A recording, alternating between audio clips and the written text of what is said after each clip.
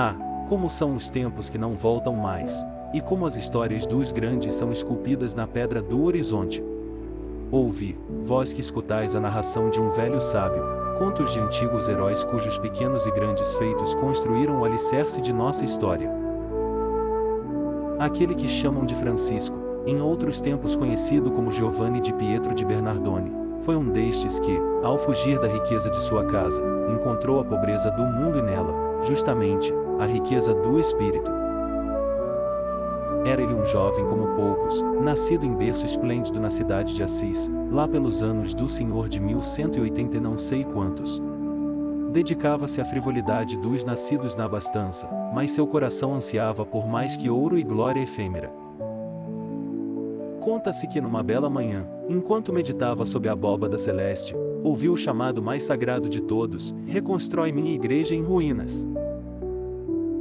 E assim o fez, não somente com tijolos e argamassa, mas com palavras e amor sincero, encontrando beleza nos pobres e nos simples, nos doentes e nos desprezados, nos animais e na própria essência pura da natureza.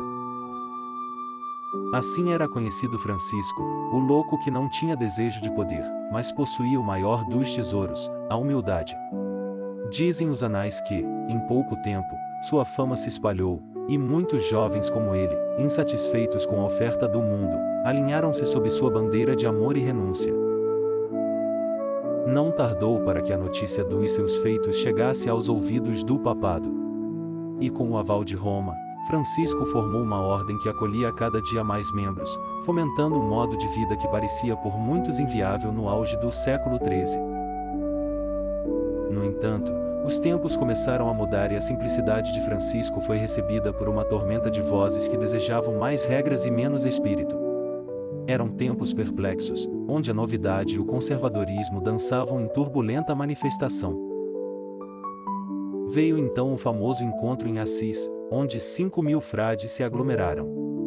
Muitos dos que ali estavam possuíam grande saber e não menos ambição. Entre eles, um personagem de peso, o cardeal Ugolino, que após alguns invernos seria o Papa Gregório IX. Foram esses frades que dirigiram palavras ao cardeal, solicitando que ele, com sua autoridade, falasse a Francisco sobre a necessidade de aderir a normas estabelecidas por outros santos de renome, como São Bento, Santo Agostinho e São Bernardo, gloriosos em suas regras e padrões. Ugolino ouviu e, por um momento, foi convencido pelo coro da racionalidade daqueles homens. Mas, ao receber a sugestão, Francisco, que muitos chamavam de ingênuo, revelou a grandeza de seu espírito com um gesto que todos iriam recordar. Tomando a mão do ilustre cardeal, ergueu-se não com altivez, mas com a pureza que sempre o acompanhará, e com determinação proferiu: irmãos meus, o Senhor convidou-me a seguir a via da humildade e mostrou-me o caminho da simplicidade. Não quero que me faleis noutra regra, nem de Santo Agostinho, nem de São Bento, nem de São Bernardo.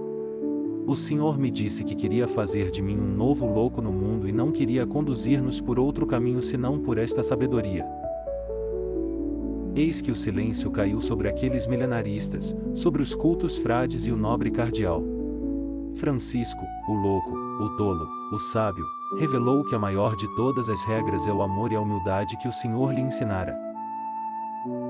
E assim, continua-se a lembrar de Francisco como o tolo de Deus, cuja loucura trouxe sanidade ao mundo e cujo fervor tornou-se o legado de amor eterno.